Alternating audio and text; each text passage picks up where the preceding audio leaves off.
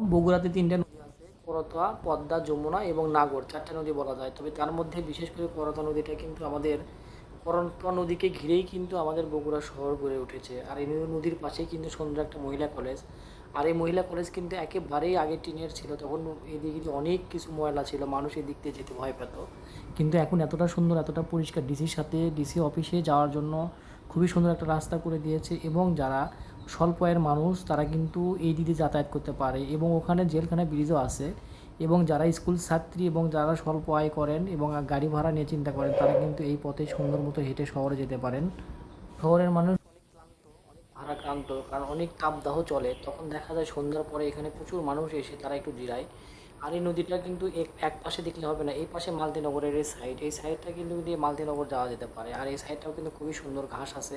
এবং অনেকে এই পাশে দেখা যায় কাপড় চোপড় মানে শুকাতে দেয়, খুবই ভালো লাগে তখন দেখতে। আর নদীটা কিন্তু খনন করা হয়েছে, মোটামুটি খনন করা চলে, কিন্তু এটা খনন করা হয়েছে মোটামুটি চলে। আর আমি চলে আসছি এবার হচ্ছে আপনার এই যে একটা ব্রিজ, কিন্তু চানমারি ব্রিজ, এই ব্রিজটা কিন্তু আগে হওয়ার কথা ছিল, কিন্তু এই ব্রিজটা কেন আগে হলো না।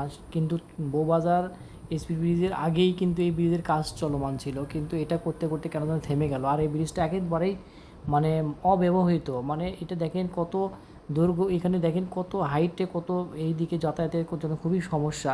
কারণ এটা আরেকটু প্রস্থ বাড়ানো লাগতো, কিন্তু এটা কেন যে এটা করলো জানি না কেন করছে।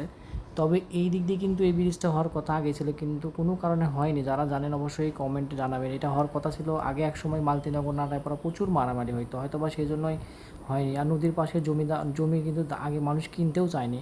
এখন নদীর পাশে মানুষ জায়গায় টাকা আছে, কিন্তু জায়গা কেনার মানে সুযোগ নাই, জায়গা বিক্রি করতে চায় না। আর যারা বুদ্ধিমান ছিল তারা কিন্তু নদীর পাশে অল্প টাকা দিয়ে জায়গা কিনতে পারতো এবং সুন্দর সুন্দর বাসা করে ভাড়া দিত। আর দেখেন এই হুজুরটা, এই ব্রিজটা এত খাড়া, এই হুজুরের রানিং মানে সাইকেল রানিংটা অনেক ভালো ছিল, কিন্তু এটা কিন্তু পরে উনি কিন্তু আর কুলাতে পারেনি, ওনার পা কুলাতে পারেনি, ওনার হাঁপিয়ে উঠছে, তখন তিনি হেঁটে আসতেছে। দেখেন হেঁটে আসার পরে তিনি দেখবেন ইনি আবারও মানে তিনি তার শক্তি ব্যয় করে আর কি এই ব্রিজের দিয়ে চলে যাবেন। তবে বিষয়টা হলো দেখেন কর্মমুখী মানুষ ওইটা কিন্তু উঠতে পারেন, রাস্তা একদম স্লোপ হয়ে গেছে, বেশি খাড়া, এত খাড়া দিয়ে তো মানুষ মানে যাতায়াতের জন্য কষ্টসাধ্য হবে। যাই হোক, এই হলো আপনার চানমারি ব্রিজটাই আগে হওয়ার কথা ছিল, কিন্তু কেন হয়নি এটা জানি না। দেখেন আর নদীর পাশকে ঘিরে সুন্দর সুন্দর বাসা গড়ে উঠছে, তখন কিন্তু ওনারা অল্প দামে জায়গাগুলো কিনছিল এবং তারা তাদের পছন্দ মতো বাড়ি করে তারা এখন বাড়তি ইনকাম করছে। আর মানুষ কিন্তু যারা কিনেনি তারা কিন্তু আগে ভুল করেছে, সেই জন্য তারা অনেক সময় হয়তো বা আফসোস করে, আফসোস করার কোনো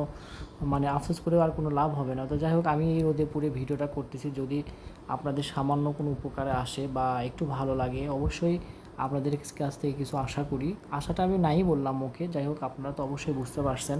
তো ভাবলাম যে এদিকে যাই প্রতিদিন, তো ভাবলাম একটা ভিডিও দিই, তাই আর কি ভিডিও দিলাম। তবে আস্তে আস্তে আমাদের পরিবেশটা, আমাদের এই যে নাটাইপাড়ার পরিবেশটা আস্তে আস্তে সুন্দর হয়ে উঠছে, বসবাসের যোগ্য হয়ে উঠছে। আনির ভয়ে তারা মানুষ তাদের সময় কাটাচ্ছে, দিন কাটাচ্ছে এবং সবাই ভালোই চলছে আলহামদুলিল্লাহ। সবাই ভালো থাকবেন। আসসালামু আলাইকুম।